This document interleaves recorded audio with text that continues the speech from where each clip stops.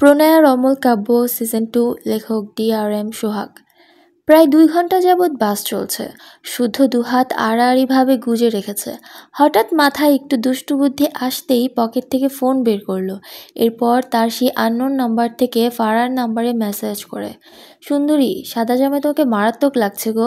ফারা হাতেই ফোন ছিল। মেসেজটি পেয়ে ফারা ভীষণ অবাক হয়। সে সত্যি সাদা জামা পরে আছে। এই লোকটি জানলো কি করে? ফারা এদিক ওদিক তাকায়। শুদ্ধ মাথা নিচু করে মিটমিট হাসছে। নিজেকে সামলে ফারার দিকে চেয়ে বলে, কি হয়েছে? ফারা থতমত খেয়ে বলে, কিছু না স্যার। এরপর মাথা নিচু করে নেয় ফারা। সে ভাবনায় ব্যস্ত। এই বাসে তো সব মেয়ে। তবে সেই ছেলে কি সীতাকুণ্ডে থাকে? বাসে ওঠার আগে হয়তো তাকে দেখে নিয়েছে।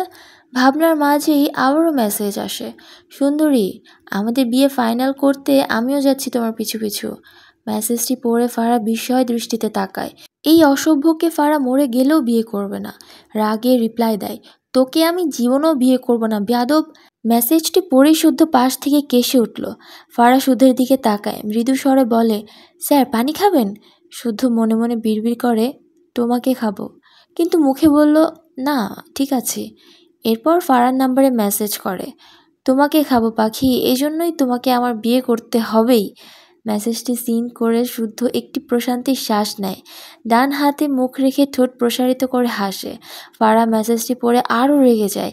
এই লোকটা যে একদম যা-তা ফারা বুঝেছে। ব্লক করতে গিয়েও করল না। তার মনে হলো এই ছেলেকে ব্লক করলে আরেক নাম্বার থেকে জ্বালাবে। অন্যভাবে একে শায়েস্তা করতে হবে। হঠাৎ মনে পড়ল কিছুক্ষণ আগে শুদ্ধ তাকে বলেছিল সে যেন শুদ্ধকে ফ্রেন্ড ভাবে। ফারা ভাবল এই ছেলের কথা শুদ্ধকে বললে শুদ্ধ এই ছেলেকে তার পিছু থেকে ছাড়িয়ে দিতে পারবে। অতঃপর শুদ্ধকে ডাকে, স্যার। ফারার ডাকে শুদ্ধ সোজা হয়ে বসে, নিজেকে সামলে বলে, কিছু বলবে? ফারাদ দেনমোনা করে বলে, একটা বখাটে ছেলে কয়েকদিন হলো আমাকে খুব বিরক্ত করে। আপনি যেদিন আমাদের বাড়িতে গিয়েছিলেন, আমাকে ছেলে দেখতে এসেছিল, সেদিনই বখাটে ছেলেই আমার বিয়ে ভেঙে দিয়েছিল। আর তারপর থেকে আমার পিছে পড়ে আছে। শুদ্ধের পেট ফেটে হাসি পাচ্ছে। তার গল্প তাকেই শোনাচ্ছে। হাসি আসলেও সে বহু কষ্টে নিজেকে সামলালো। এরপর মৃদু স্বরে বলে, আমাকে কি করতে হবে? ফারা মিনমিন করে বলে, আপনি তো ছেলে মানুষ, তাকে কড়া কিছু শুনিয়ে দিলে সে আমার পিছু ছেড়ে দিতে পারে, তাই বলছিলাম আর কি। শুধু কেসে উঠল, এখন কি সে নিজেকেই নিজে ধমকাবে? এটাই বাকি ছিল। ফারা শুদ্ধকে আবারও কাশতে দেখে বলে, আচ্ছা স্যার, বলতে হবে না, প্রবলেম নেই। শুদ্ধ দ্রুত বলে ওঠে, আরে না না, দাও, তোমার ফোনে বলছি আমি। ফারা খুশি হলো। ডায়াল কলে সেই নাম্বার তুলে দিয়ে তার ফোন শুদ্ধর দিকে বাড়িয়ে দেয়। শুদ্ধ ফারার হাত থেকে ফোন নেয়। সবার আগে শুদ্ধ বাঁ হাতে তার ফোন সাইলেন্ট করে। এরপর পকেট থেকে টিস্যু বের করে কপালে ঘাম মুছে নেয়। এখন নিজেকেই 4টে কথা শোনাতে হবে ভেবেই শুদ্ধের অবস্থা করুণ। ডান হাতে ফারার তুলে রাখা নাম্বারে ডায়াল করে। তার বাঁ পায়ের উপর ফোনের আলো জ্বলে ওঠে। শুধু বাঁ হাতে কোনো রকমে ফোনটি রিসিভ করেই তার ফোন উল্টো করে রাখলো। এরপর ফারার ফোন কানে ধরে ফারার দিকে তাকায়।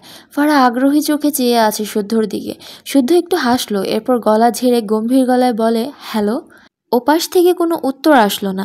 আসবে কি করে? সেই সিমের মালিক তো শুদ্ধ নিজেই। কথাটা ভেবেই শুদ্ধর হতাশার শ্বাস ফেলল। এরপর বহু কষ্টে কিছুটা রাগী ভাবে নিয়ে এক নিঃশ্বাসে বলে, এই তোর সাহস তো কম না? তুই আমাদের ভার্সিটির স্টুডেন্টকে ডিস্টার্ব করিস? তোকে কিন্তু উল্টো করে ঝুলিয়ে পাছার ছাল তুলবো বলে দিলাম। তারপর সেই ছাল দিয়ে জুতো বানিয়ে পরবো। আর কতকাল গরুর চামড়া জুতা পরবো। এবার মানুষের চামড়া জুতোও পরবো। আর সেই চামড়া হবে তোর পাছার। দাঁড়া। শুদ্ধের কথাগুলো শুনে ফারা শব্দ করে হেসে দেয়।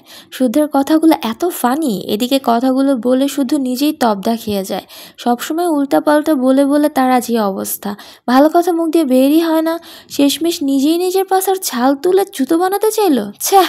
শুদ্ধ দ্রুত কান থেকে ফোন সরিয়ে কল কেটে দেয়। এরপর ফারার দিকে ফোন বাড়িয়ে দিয়ে বলে, আর ডিস্টার্ব করবে না, ফোন নাও।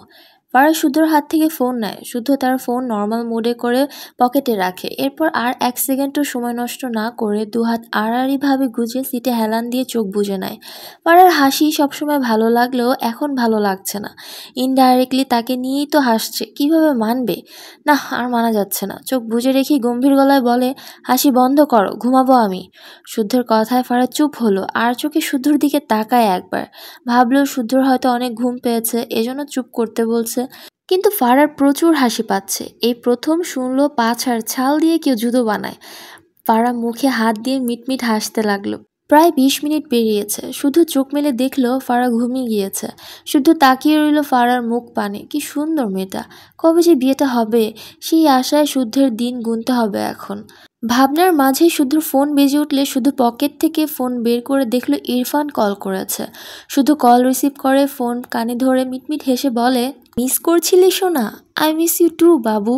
ইরফান চোখ মুখ কুঁচকে নেয়, তবে কিছু বলে না। শুধু ইরফানকে চুপ দেখে বলে, কি বলবি বলে ফেল। মায়েরাকে নাকি থাপ্পড় মেরেছিস, বাচ্চা মেয়েটাকে আর মারিস না বুঝলি। ইরফান গম্ভীর মুখে বসে আছে, ডান হাত গাড়ির স্টিয়ারিংয়ে রাখা, বাঁ হাতে কানে ফোন ধরে রেখেছে। পাশের সিটে মায়েরা ঘুমিয়ে আছে। ইরফানের দৃষ্টি মায়েরার ঘুমন্ত মুখ পানে। শুদ্ধ ইরফানের থেকে কোনো উত্তর না পেয়ে ইরফানকে ডাকলো। ইরফান জিজ্ঞেস করে, ও কি খেতে লাইক করে? শুদ্ধ ভ্রু কুচকে বলে, কে? ইরফান বিব্রত বোধ করে। শুদ্ধ চোখ ছোট ছোট করে বলে, কিসের বাতাস লাগলো রে তোর? বুঝলাম না ব্যাপারটা। ইরফান রেগে বলে, শ্যাট আপ। ইরফানের ধমকে মায়ের ঘুমের মাঝে নড়ে চড়ে ওঠে। ইরফান ফোঁস করে শ্বাস ফেলে বলে, যা জিজ্ঞেস করেছে চুপচাপ অ্যান্সার কর। শুদ্ধ হাসলো। কিছু তো চলছে ইরফান মায়েরার মাঝে। আপাতত এসব ভাবনা রাখলো। সীতাকুণ্ড থেকে ফিরে এসবের রহস্য উদ্ঘাটন করবে সে। অতঃপর বলে, বিরিয়ানি ওর সবচেয়ে পছন্দের খাবার। ইরফান বিরক্তি কণ্ঠে বলে, আর ইউ শিওর? শুধু মিটমিট হেসে বলে, আহারে কত চিন্তা তোর, চালিয়ে যা শোনা। হাউ সুন্দর আমার ইরফান বাবুল কেয়াল। ইরফান রেগে খট করে কল কেটে দেয়। ওপাশে শুদ্ধ হাসলো। ইরফান গাড়ি থেকে বেরিয়ে যায়। প্রায় 15 মিনিট পর ইরফান আবারও ফিরে আসে, হাতে একটি বিরিয়ানির প্যাকেট নিয়ে। ড্রাইভিং সিটে বসে পাশে তাকালে দেখলো মায়েরা ঘুম ঘুম চোখে তার দিকেই চেয়ে আছে। সদ্য ঘুম থেকে ওঠার ফলে মায়ের চোখ মুখ হালকা ফুলে সাথে লাল হয়ে আছে। ইরফান ভ্রুকুচকে বলে, স্টুপিড গার্ল। মায়েরা ঢোক গিলল। ইরফান তার হাতের প্যাকেট মায়েরা কোলের উপর রাখে, গম্ভীর গলায় বলে, ফিনিশ ইট ফাস্ট। মায়েরা প্রশ্নাত্মক চোখে তাকায়। ইরফান আবারও গম্ভীর গলায় বলে, টাইম 5 মিনিটস, ফিনিশ করো, আদারওয়াইজ থাপ্পড় দিয়ে সব দাঁত ফেলবো তোমার। মায়েরা বোকা চোখে চেয়ে রইল। প্যাকেটটি খুলে দেখলো ভেতরে বিরিয়ানি। সকাল থেকে কিছুই খায়নি, সাথে পছন্দের খাবার পেয়ে যেন মায়ের ক্ষুধা আরও বেড়ে গেল। গাড়ির ড্যাশবোর্ডের উপর থেকে পানির বোতল নিয়ে জানালা দিয়ে হাত ধুয়ে নেয়। খাওয়া শুরু করলো। আর চোখে ইরফানের দিকে তাকালো কয়েকবার। ইরফান ফোনে মগ্ন। মায়ের ভালোই লাগলো। ইরফানের একটা গুণ তো আছে, কাঁধের উপর ভারী অনুভব করে ফারা ঘুম ছুটে যায়। ঘুম ঘুম চোখে একটুখানি ঘুরে তাকালে ফারা বুঝতে পারে শুদ্ধ ঘুমের ঘুরে তার কাঁধের উপর চলে এসেছে। ফারা ডান হাত তুলে চোখ ডলে। এরপর মাথাটা আর একটু ঘোরালে শুদ্ধকে একটু আধটু দেখতে পায়। শ্যামবর্ণের শুদ্ধকে দেখে ফারার বুক ধুকধুক করতে লাগলো। ফারা চোখ সরাতে পারল না। কি সুন্দর করে ঘুমায় শুদ্ধ, কথাটা ভাবতেই ফারার ঠোঁটের কোণে হাসি ফুটে ওঠে। হঠাৎই শুদ্ধ নড়ে চড়ে ওঠে। ঘুমের ঘরে বিড়বিড় বলে, মা, মাথাটা একটু টিপে দাও, মাথা ব্যথা করছে। কথাটা আস্তে বললেও ফারা শুনতে পায়। তার কি হলো কে জানে। ডান হাত বাড়িয়ে শুদ্ধর সিল্কি চুলে ভাঁজে হাত রাখে। শরীর শিরশির করে ওঠে। শুদ্ধ আরাম পেয়ে আবারও গভীর ঘুমে তলিয়ে যাওয়ার বদলে ঘুম ছুটে যায়। তার হঠাৎই মনে পড়ে সে বাসে, এখানে মা নেই, তাহলে মাথায় হাত বুলিয়ে দিচ্ছে কে? আর সে কোথায় মাথা রেখেছে? কথাটা মনে আসতেই শুদ্ধ দ্রুত চোখ মেলে তাকায়। বুঝলো সে মাথা রেখেছে ফারার কাঁধে, হাত বুলিয়ে দিচ্ছে ফারা। ব্যাপারটা শুদ্ধর ঠিক হজম হচ্ছে না। অন্তরটা ঠান্ডা হয়ে গেল প্রিয় নারীর হাতের এইটুকু স্পর্শ পেয়ে। ঠোঁটের কোণে একটুখানি হাসি ফুটলো। ভাবলো ভার্সিটি পৌঁছানোর আগ পর্যন্ত এভাবেই থাকবে। কথাটা ভেবে চোখ বুজে নেয়। কিন্তু কয়েক সেকেন্ডের মাথায় মনে হলো এখানে অনেক স্টুডেন্ট আছে, তাদের এভাবে দেখে নিলে ব্যাপারটা ভালো হবে না। এরপর হঠাৎই শুদ্ধ মাথা তুলে সোজা হয়ে বসে। ফারা থতমত খেয়ে যায়। সে তো ভেবেছিল শুদ্ধ ঘুমিয়ে, এই জন্য হাত বুলিয়ে দিচ্ছিল। শুদ্ধকে জেগে যেতে দেখে ফারা চোখ মুখ খিচে মাথা নিচু করে আছে। শুদ্ধ মিটমিট হেসে গলা ঝেড়ে বলে, তোমার হাতে জাদু আছে, আমার মাথা ব্যথা ভ্যানিশ হয়ে গিয়েছে। ফারা অস্বস্তি লজ্জায় গাঢ় হয়ে বসে রইল। শুদ্ধ ফারার জড়তা বুঝতে পেরে আবারও হাসলো। এরপর দুহাত আড়াআড়ি ভাবে রেখে সিটে হেলান দিয়ে চোখ বুজে নেয়। ঠোঁটের কোণে মৃদু হাসি লেপ্টে শান্তি লাগছে ভীষণ। মায়েরা বিরিয়ানি খাওয়ার পর আবারও ঘুমিয়েছিল। এরপর জেগে গিয়ে আর কোনো কথা বলেনি। একটু পর পর আর চোখে শুধু ইরফানকে দেখছে। সে ভাবছে ইরফান তাকে বিরিয়ানি খাওয়ালো, ইরফানকে একটা থ্যাঙ্কস দেওয়া উচিত। ইরফান ভার্সিটির মাঠে গাড়ি সাইড করে। মায়েরা ভাবলো গাড়ি থেকে নামার আগে ইরফানকে একটা থ্যাঙ্কস দেবে। অতঃপর ইরফানের দিকে চেয়ে মৃদু স্বরে বলে, থ্যাংক ইউ স্যার। ইরফান গম্ভীর মুখাভাবে মায়ের দিকে তাকায়। মায়েরা ইরফানের দৃষ্টি দেখে ঢোক গিল। রেগে গেছে না খুশি হয়েছে মায়েরা কোনোটাই বুঝল না। হঠাৎ ইরফান গম্ভীর গলায় বলে, ওয়াই? মায়েরা মিনমিন করে বলে, ওই যে বিরিয়ানি। মায়ের কথার মাঝে ইরফান শক্ত গলায় বলে, নো নিড। মায়েরা কেঁপে ওঠে, থ্যাংক ইউ দিল, কারোর রিয়াকশন এরকম হয়, আজ প্রথম দেখলো। মায়েরা বিরক্ত হলো, তারই দোষ, এই জন্তুর মতো স্বভাবের লোককে ধন্যবাদ দিতে চাওয়া, অসহ্য একটা। মায়েরা আর সময় নষ্ট না করে দ্রুত গাড়ির দরজা খুলতে নেয়, কিন্তু পারে না। ইরফান গম্ভীর চোখে মায়ের দিকে চেয়ে আছে।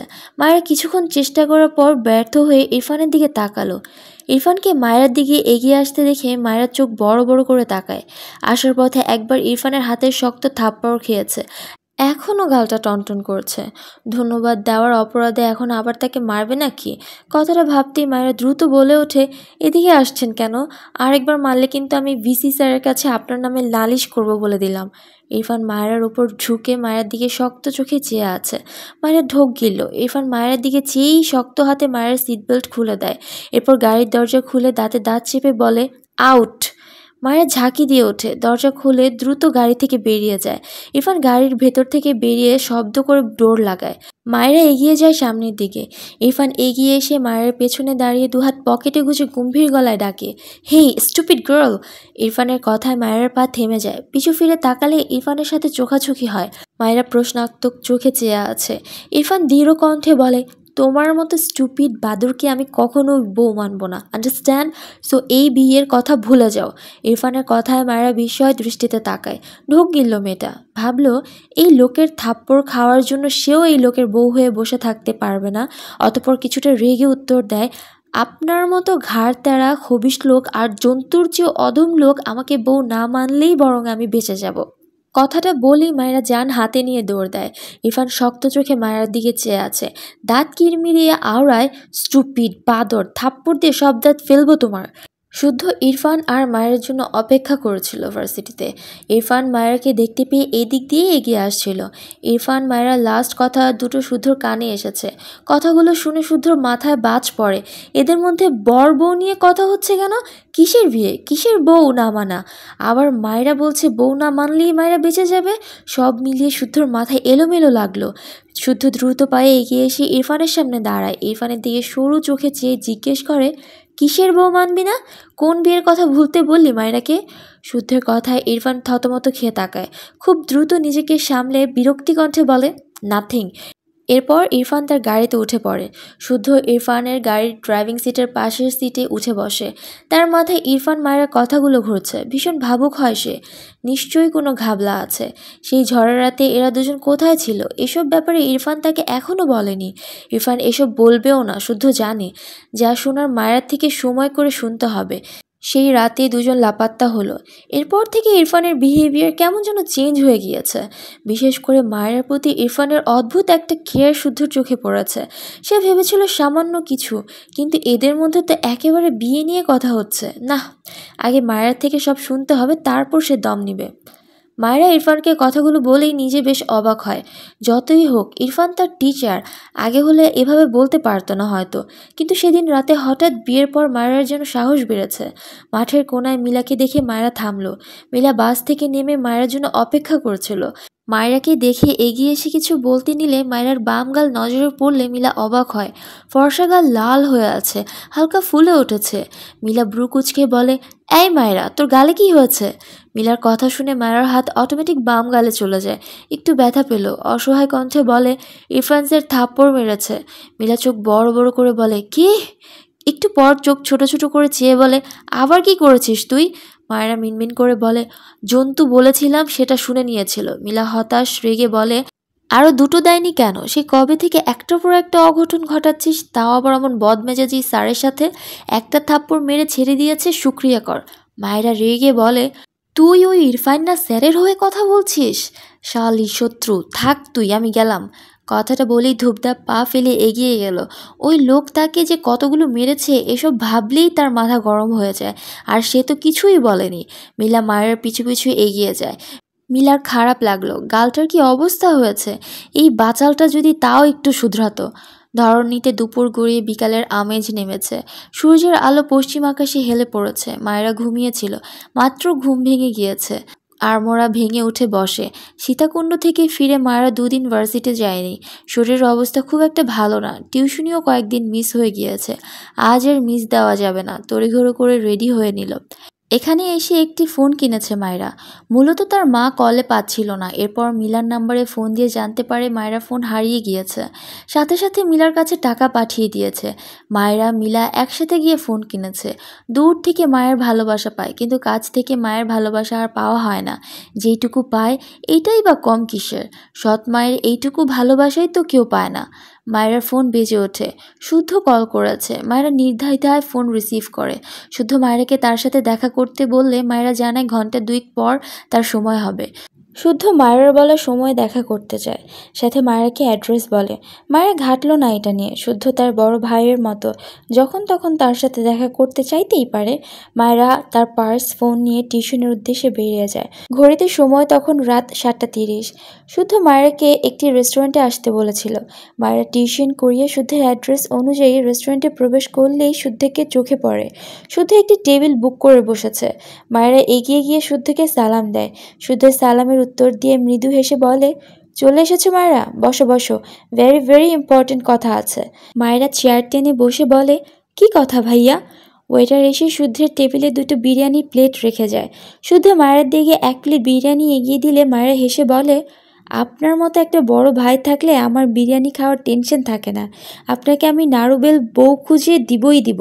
শুদ্ধ ইনোসেন্ট ফেস বানিয়ে তাকায়। ইস, তার নাড়ুবেল হলে কি জঘন্যটাই না লাগবে। ছ্যাঃ। মায়েরা শুদ্ধের মুখে এক্সপ্রেশন দেখে হাসে। শুদ্ধ নিজেকে সামলালো, আসল কথা বলুক আগে। অতঃপর মায়ের দিকে সরু চোখে চেয়ে বলে, আর তোমার জন্য জন্তু বর খুঁজে দিলে কেমন হয় মায়েরা? শুদ্ধর কথা শুনে মায়েরা ভ্রু কুচকে তাকায়। শুদ্ধ ভ্রু নাচিয়ে বলে, এই যেমন ধরো ইরফান। ইরফান নামটা শুনতেই মায়েরা থতমত খেয়ে তাকায়। ইরফান অলরেডি তার স্বামী, আর সে ইরফানকে জন্তু বলে? শুদ্ধ এভাবে বলছে কেন? শুদ্ধ মায়রার ভরকে যাওয়া মুখ খেয়াল করে।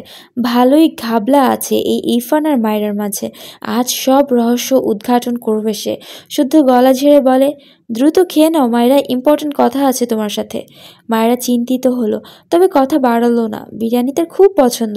শুদ্ধ যেদিন তাকে আর মিলাকে শপিং করিয়ে দিয়েছিল সেদিনও তাকে বিরিয়ানি খাইয়েছিল। প্রায় 20 মিনিটের মাথায় মায়রা আর শুদ্ধর খাওয়া শেষ হয়। দুজন হাত ধুয়ে এসে আবারও বসে। শুদ্ধ 2 হাত বুকে আড়াআড়িভাবে গুজে সিরিয়াসভাবে বলে, মায়রা, ঝড়ের রাতে তুমি আর ইরফান কোথায় ছিলে? প্রশ্নটা শুনে মায়ের ঢোক গিলল। শুদ্ধ জুহুরি চোখে মায়ের দিকে চেয়ে আছে। মায়েরকে চুপ দেখে শুদ্ধ পুনরায় প্রশ্ন করে, জানি তুমি আর ইরফান এক আদিবাসীদের ঘরে আশ্রয় নিয়েছিলে, তারপর কি ঘটেছিল সেটাই জানতে চাইছি। মায়েরা চিন্তিত হয়। কি বলবে এখন সে? তার আর ইরফানের বিয়ে? এই কথাটা যেন মাথা থেকে বেরই হয় না। আবার কাউকে কিভাবে এটা বলবে সেটাও ভেবে পায় না। মায়েরাকে এভাবে চুপ দেখে শুধু সিরিয়াস হয়ে প্রশ্ন করে, মায়েরা, আমার নিজের বোন নেই, তুমি তো জানো তাই না? আর আমার মাকে কি সুন্দর ত্রিনা আম্মাজান বলে ডাকো। আমি তো মাঝে মাঝে ভুলেই যাই তুমি আমার মায়ের পেটের বোন নয়। এখন তুমি তোমার বড় ভাইকে মিথ্যা বলবে নাকি সত্যি বলবে, ভাবো। মায়েরা অসহায় দৃষ্টিতে তাকায় শুদ্ধের দিকে। শুদ্ধকে মিথ্যা বলতে পারবে না সে। অতঃপর নিজেকে সামলে মিনমিন করে বলে, ভাইয়া, ওই আদিবাসীরা আমার আর ইরফান স্যারের বিয়ে দিয়ে দিয়েছে। মায়েরার কথাটা শুনে শুদ্ধ বিস্ময় দৃষ্টিতে তাকায়। মুখ থেকে বেরিয়ে আসে, কি? মায়েরা ঢোক গিলল। শুদ্ধর এমন রিয়াকশন দেওয়া স্বাভাবিক। শুদ্ধ মায়ের কথা এখনও হজম করতে পারছে না। টেবিলের উপর থেকে গ্লাস নিয়ে 2 ঢোক পানি খেয়ে নেয়। নিজেকে বোঝানোর চেষ্টা করছে মায়ের কথাটা। ইরফানের যে রাগ, শুদ্ধ জানে ইরফান মায়েরকে অলরেডি 2টো থাপ্পড় মেরেছে। ইরফান মায়েরার কিভাবে সম্ভব? এরা তো 2 মেরুর মানুষ। ইরফান বেশি কথা বলা পছন্দ করে না, আবার এদিকে মায়েরার কথা না বলে থাকতে পারে না। তবে এরা একসাথে থাকবে কিভাবে? কিন্তু বিয়ে তো হয়ে গিয়েছে। তাছাড়া ইরফানের মায়েরার প্রতি এক্সট্রা কেয়ার শুদ্ধ চোখে পড়েছে। হয়তো চাইলেই সম্ভব। শুদ্ধ নিজেকে সামলে মায়ের দিকে তাকায়। মায়েরা অসহায় দৃষ্টিতে চেয়ে আছে শুদ্ধর দিকে। শুদ্ধ মৃদু হেসে বলে, তাহলে তুমি আমার ভাবি হয়ে গেলে মায়েরা, সুপারব। মায়েরা চোখ বড় বড় করে বলে, না ভাইয়া, আপনার ভাইয়ের বউ কেউ হবে না। একটুও দয়া মায়া নেই লোকটার। এত পাষাণ, আচার আচরণ দেখাশোনা সব জন্তুর মতো। কথাগুলো বলে মায়েরা থামে। তারপর মিনমিন করে বলে, আপনি আমার বড় ভাই, তাই এসব বললাম। ওনাকে বলবেন না যেন। মায়ের কথা শুনে শুদ্ধ হাসতে হাসতে ঢলে পড়ছে। এদের এক ঘরে থাকতে দিলে দেখা যাবে মায়েরা ইরফানের উল্টাপাল্টা বলতে বলতে মুখে ফেনা তুলবে, আর ইরফান মায়েরাকে থাপড়াতে থাপড়াতে সব দাঁত খুলে ফেলবে। শুদ্ধ নিজেকে সামলে বলে, তার মানে তুমি ইরফানের থেকে তালাক নিয়ে আরেকটা বিয়ে করবে, তাই তো? এই পর্যায়ে মায়েরা চুপ হয়ে যায়। মায়েরা নীরবতায় শুদ্ধ একটু হাসলো, অতঃপর সিরিয়াস হয়ে বলে, বিয়ে কোনো ছেলে খেলা নয়, বুঝেছো মায়েরা? এই যেমন ইচ্ছে হলো বিয়ে করে নিলে, আবার ইচ্ছে হলো আলাদা হয়ে গেলে, কিছু ব্যাপার উপর থেকে ঠিক হয়ে থাকে। তেমনই হয়তো তোমাদের বিয়ে উপর থেকে এভাবেই ঠিক করা ছিল। তার মায়ের মুখে সবসময় শুনেছে জন্ম, মৃত্যু, বিয়ে এগুলো সব আল্লাহর হাতে, কিন্তু ইরফান তো তাকে এই বিয়ে ভুলে যেতে বলেছে। অতঃপর মায়েরা শুদ্ধের দিকে চেয়ে বলে, ইরফান স্যার আমাকে এই বিয়ের কথা ভুলে যেতে বলেছে ভাইয়া। শুদ্ধ হেসে বলে, ওর ব্যাপার আমার উপর ছেড়ে দাও, তুমি প্র্যাকটিক্যালি ইরফানের বউ হওয়ার প্রিপারেশন নাও, কেমন? মায়েরা কিছু বলল না, তার কান্না পাচ্ছে। আজকে পর্যন্ত তো ঠিকই ছিল, কিন্তু এখন শুদ্ধের কথায় মেয়েটির মনে বেশ প্রভাব ফেলেছে। কয়েকদিন আগে সে ইরফানের বউয়ের জন্য দুঃখ করছিল, এখন সে নিজেই এই লোকটির বউ হয়ে বসে আছে। আল্লাহ, এটা কিসের শাস্তি দিলে তাকে? এই অসহ্য লোকটাকে আল্লাহ তার কপালে কেন রাখলো? এটা ভাবলেই তার হাত পা ছড়িয়ে কাঁদতে ইচ্ছে করছে। শুধু যাওয়ার আগে মায়েরাকে বলে, আগামীকাল ভার্সিটি শেষে তার সাথে যেন দেখা করে, এক জায়গায় নিয়ে যাবে। মায়েরা মাথা নেড়ে সম্মতি জানায়। এরপর শুদ্ধের পিছু পিছু সেও বেরিয়ে যায় রেস্টুরেন্ট থেকে।